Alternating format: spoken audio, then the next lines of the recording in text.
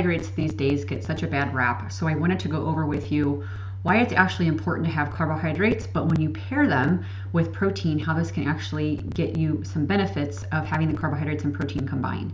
So if you could do me a very big favor, if you could go ahead and subscribe to my channel and then hit that bell so you get notification every time I release a new video. So one thing I wanted to preface is that when I'm talking about carbohydrates is we are talking about healthy carbohydrates. So we are referring to things like fruits, starches like potatoes, sweet potatoes, butternut squash. Those are kind of the ideal carbohydrates. Now, you know, when we're thinking about gluten-free products, like Banza pasta, there's gluten-free breads and pizza crust and things like that. Those are also carbohydrates, but those aren't going to be my main source of carbohydrates that I'm recommending. I'm going to recommend more whole foods carbohydrates. So why do you get so much benefit when you pair carbohydrates with protein? What can this provide for you? So one thing to keep in mind is a big area that I see, and this is something that I experience myself with working out so much, is you get improved muscle recovery. So when you engage in physical activity, your muscles experience damage and they have to get repaired. They need that repair themselves. So protein is essential for this muscle recovery. It actually provides the necessary building blocks like amino acids for our muscle repair and growth. But when you pair the carbohydrate with the protein, you can actually provide your body with the energy that it needs to be able to rebuild the muscles after exercise. So I highly, highly always recommend to pair that carbohydrate with protein. Also, better blood sugar control. So when we consume carbohydrates on their own, this can cause like a really rapid increase in our blood sugar levels. And that can actually lead to a dip. So you'll get this spike in blood sugar and then it's just going to dip down. And you'll feel fatigued, sometimes lightheaded, sometimes even a little nauseous. But when you pair that carbohydrate with a protein, the protein will actually help slow down that absorption of the carbohydrate into the bloodstream. So this will result in turn, you'll get slower, more sustained release of energy instead of this big crash and dip.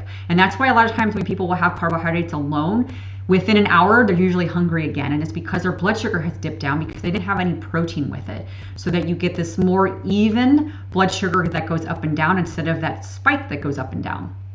The other thing too is when we're pairing that carbohydrate with a protein, you're also going to get increased satiety. So this basically means that it's going to keep you feeling fuller. So protein is known for its ability to keep you feel full, to keep you satisfied for longer periods of time. And when you pair that carbohydrate with that protein, you can also prevent cravings, especially like overeating, because you have that protein carbohydrate combination. That protein will keep you feeling fuller and more satisfied, but you're going to get the benefits of having the protein and carbohydrate combined and not get that blood sugar craziness that I mentioned a little bit ago because you paired them together. You can also get a lot of improvement in your nutrient absorption. So when we have that carbohydrate with protein, that will actually improve your abilities to absorb nutrients. And it's because you're getting, usually most of the time when we're having protein, there's usually a little bit of fat with it as well. So you're getting this really good balance of carbohydrate, protein, and fat. So like when you're pairing, I'll give you an example, pairing like vitamin C rich foods. So like fruit with protein, you'll increase your body's absorption of iron. That's just one example, because that's actually essential for healthy blood cells. We need it for our thyroid and things like that. But you're going to improve nutrient absorption in the end when you compare or combine things that have like fruits and vegetables and things like that and starches. Those nutrients and those will get better absorption because you paired them with a protein. And then lastly, when you start thinking about meal planning, I wanted to mention a little bit about this. So make sure that anytime you're having carbohydrates that you are having protein with it because we want to keep that blood sugar balance. And I mentioned this a little bit ago.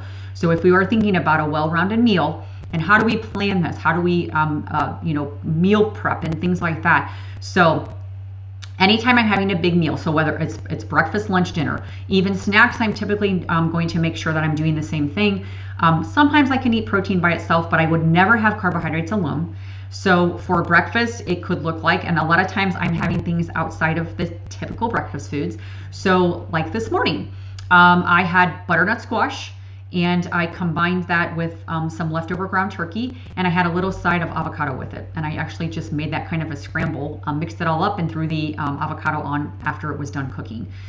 So that's a good combination of carbohydrate, protein, fat. Lunch could look like some zucchini, some chicken thigh, or some ground beef or something like that.